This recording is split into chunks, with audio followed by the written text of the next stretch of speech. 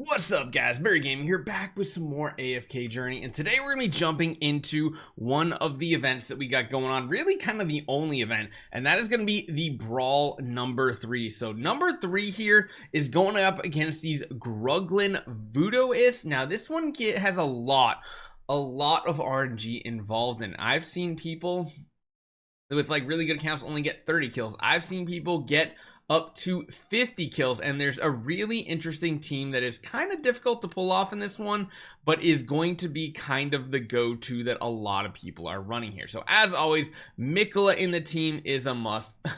Smokey and Mirky, a must. We're also going to be using one of the better newer damage dealers for physical damage dealers, Lenya.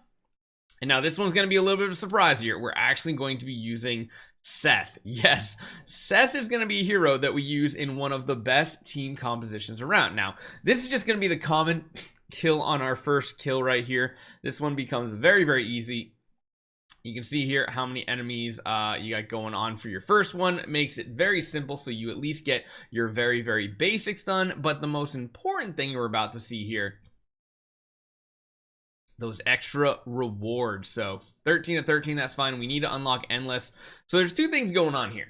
Number one, enemy buffs. Spell shield makes them immune to magic damage. Now this one's intriguing because you might be wondering why we're then using our Talene. You'll see here in a little bit. And then they also have a heal as well. So kind of interesting how this works out. You of course want to finish out as many quests as possible. Getting 35 kills is the way. If we take a look at the rankings for this one, the top people are getting in the 50s. Let's see if we can do the same.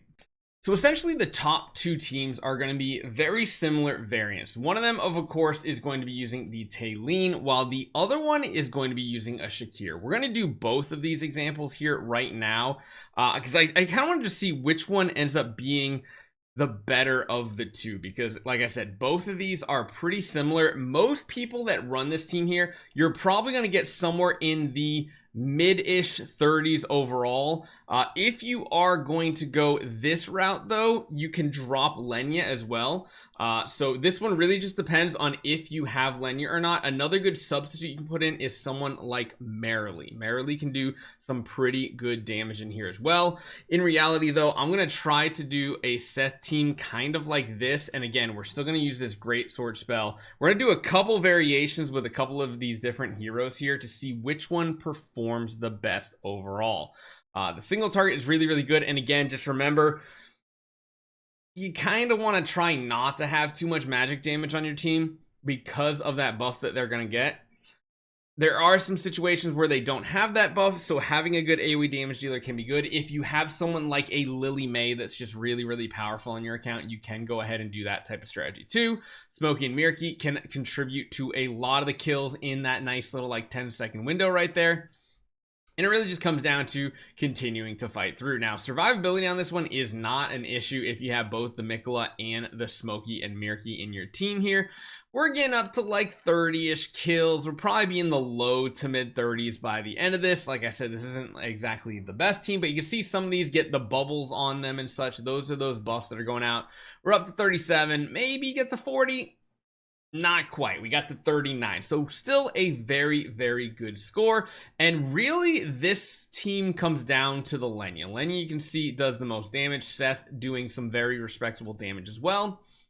But in reality, if I had to pick one final team that kind of just works the best here, is going to be a Talene team. So you're going to be taking the Shakir out and you're going to be leaving everybody else in. You're moving the formation around a little bit, and you're going to have Talene in this going with the same exact artifact here, the Great Sword spell. So she still has some of the best AoE damage in the game, and even though there are situational times where your magic damage won't actually be doing anything, there's still a lot of times where it's going to be a lot of damage, because as you guys can see, the damage does tick on some of the enemies. It's just not going to tick on all of them. And you can see there, they are getting heals all over the place too. So if you have the Talene, this is going to be the go-to. I know for the longest time we've been talking about you need to have Freyasto on your account. However, we're about to see in the next day, once we build Herrick, the new hero, the new Hypogen hero tonight. The Talene Herrick combo is absolutely insane and might become the go-to for all Dream Realm things. It's just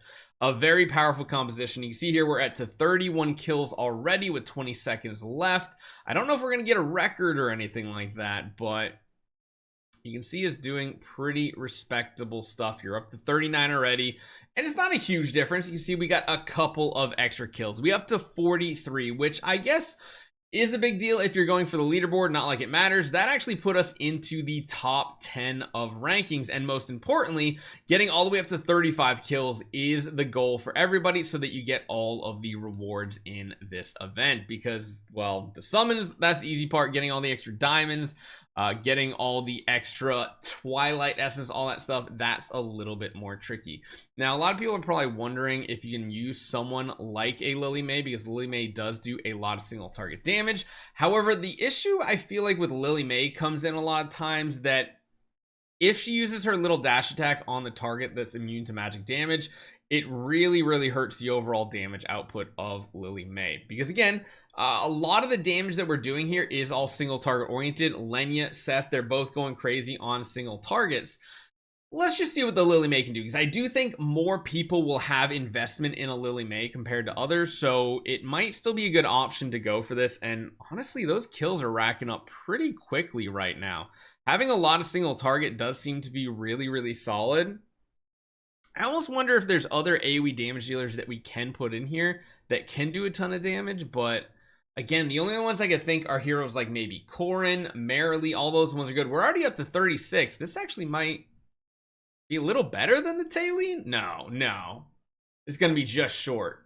No, it's even. Holy cow. It's actually even with 43 kills. So I would say the most important part of this team is the Lenya and the Seth, but this team got thrown in here, and that is awfully surprising, which kind of makes me want to see what happens if we even remove Seth and put another magic damage dealer in this team. If that is the case, I almost want to use the arcane spell and see what happens here. So what if we lean more into the magic damage side of it, even though they do have some magic immunities? Now you can see the bar down here is ticking up pretty slowly to get that off.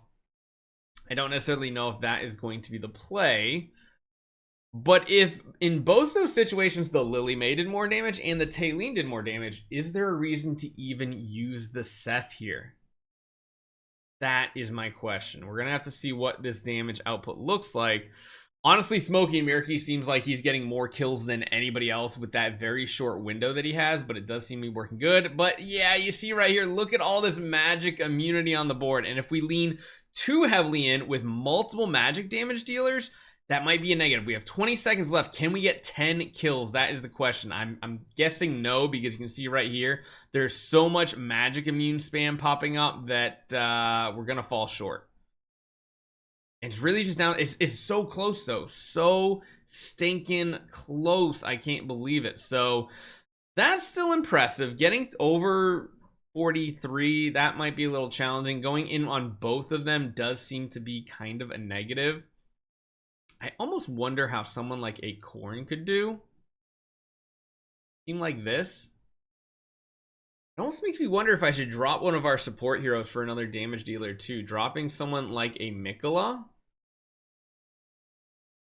And then maybe slotting the Seth back in. Wonder how that would be. Dropping an entire support hero might mean Talene takes a little bit more damage than she can heal when she's casting her ultimate, which might end up being a big negative here. But having Corrin on this team, yeah, you can see there Smokey's kind of struggling to keep her up, although she is, I mean, it is getting burst healing, keeping her going. And by having an extra damage dealer versus support hero, I don't know if that's enough. It really comes down to, is that 25% attack plus additional attack speed or haste, I forget which one Mikola provides, is that better than just having another straight up damage dealer on the board? Because again, it looks like Talene is perfectly fine just with our Smokey and Mirky keeping her alive. We get 10 more kills? I don't think so. It doesn't feel like it. It definitely doesn't feel like it, but this is getting really close. We're up to 40 kills, 41. Yeah, it seems like overall, it doesn't matter too much what heroes you are using. There is gonna be a lot of flexibility to it.